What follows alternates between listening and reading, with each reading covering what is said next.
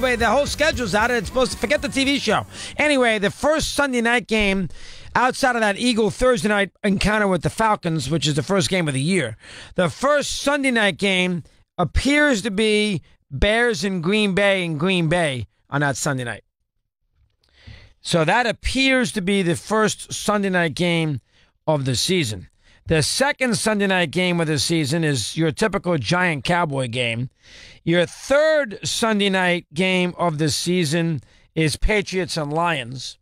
Your fourth Sunday night game of the season, this is one I may not have. No, not yet. We don't have the fourth one.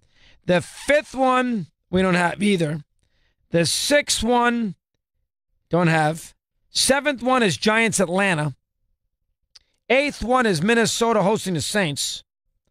Ninth one is Green Bay at New England. The week 11 is Pittsburgh at Jacksonville. Let's see. Anything else? Sunday night? That's all the Sunday nights I get. I tell you, the NFL, they got to do something about this. They have to do something about this. You know, everybody throws you all this stuff on the air today. What am I supposed to do? Not tell you? I mean, come on, I can't do that. Am I supposed to not tell you? So I had to tell you. And the NFL then has no show tonight. Why would you watch? Here's Mike in Connecticut. He's on Mad Dog Unleashed. Mike, good afternoon. How are you today? What do you have? Hey, Chris. So I'm a Cleveland fan. Last night I was watching the game, and I was thinking about your interview with Sean McAdam about the Mount Rushmore of different cities. Right. And sort of thinking for Cleveland, I kind of got LeBron, I got Jim Brown, but I didn't know who to goes there for the Indians or for baseball. I thought maybe, do we go back to Cy Young? Do we do Tris Speaker? Because there's not really been any great, immortal players. Bob Feller. Bob Feller. Bob Feller, yeah. But if you're going to give the Cleveland Mount Rushmore, obviously you'd have to, you might have to put Paul Brown in there. So, you put Otto Graham. You don't have all the sports represented. You would put LeBron, Otto Graham, Jim Brown, and Bob Feller. I don't think I'm missing one. There probably is another Indian we could consider. If you go way back, Tris Speaker would be one. He won a championship there in 1920. Remember, Tris Speaker played for two teams. He played for the Red Sox, then he went to Cleveland. And Speaker won championships with Boston. Then he went to Cleveland, and they won in 1920. You could do Speaker. That's too far though. You go Feller, LeBron, Otto Graham, and Jim Brown. Those are your four. Thanks, Chris. Okay, you get back to us here on Mad Dog Unleashed. There's Hayden in Virginia, where you say hello to him. Hayden, good afternoon. How are you today, pal? It's funny, as I was listening to you, go over your book about interviewing skills. One of the things I've picked up over the years is if the guest is a friend of yours, it's softball questions, or gives you any value in life, anything, it's softball questions. If it's just a piece of meat, you're going to treat them like a piece of meat. And you've done that over the years. So in other words, Krzyzewski, this all comes down to Krzyzewski. So you think that Krzyzewski is a friend of mine, which is a little strong.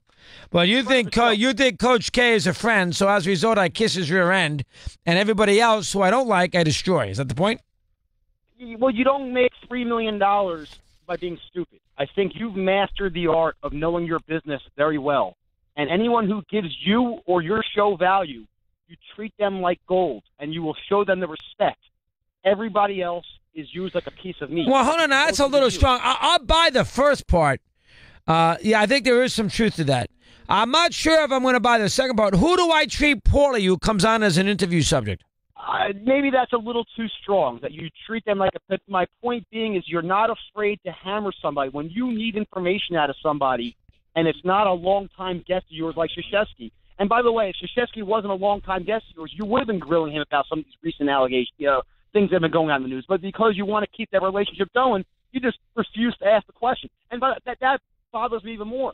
The fact that you just allow him to come on your air, use you like a piece of meat, and just move on as if like those 16 one-and-dones just chose Duke for the love of the sport, and the fact that he had no clue how one of these kids who just left his parents... Here's the way I would answer that. Here's the way I would answer that question. Do I get enough out of Krzyzewski when he comes on in March, the 4 or 5 times he comes on? Do I get enough out of Krzyzewski where he gives you some interesting stuff that that compensates for me treating Krzyzewski with, as you would say, kid gloves? Again, here's what bothers me. Answer the question. Answer the question. I'm not disagreeing with you. I'm not. You do get a lot of those stories that he gives are fantastic. That's what bothers me the most, is as if he is the spokesman of the sport and he's ignoring the fire in the room. No, there's no gambling in the back room. No, there's no gambling going on. You know, what gambling's going on? What gambling? It's the fact that for 5 months now, him and Izzo and all these other guys, Boeheim will skirt around it. But some of these guys, they know what's been going on for years, and they just refuse to talk about it. It says, oh, this isn't going on. This doesn't appeal with us. Well, we're all in the up and ups. There's nothing to do with it. They don't address the fire going on in their office. They don't want to do it. Fair. I mean, I think there's some. Listen, you know, they're not going to. I know they're not going to answer the questions, and I know that you're going to get a cranky Krzyzewski, which is going to serve nobody any good. Going to serve no purpose to anybody except for people who want to see me put Krzyzewski in a griddle. That's it. You know who that serves if I do that? Me. Because everybody's going to say, look at Russo. He's got the guts to ask Krzyzewski these questions. People are going to write about it, and Krzyzewski hung up on Russo, and I get all this attention.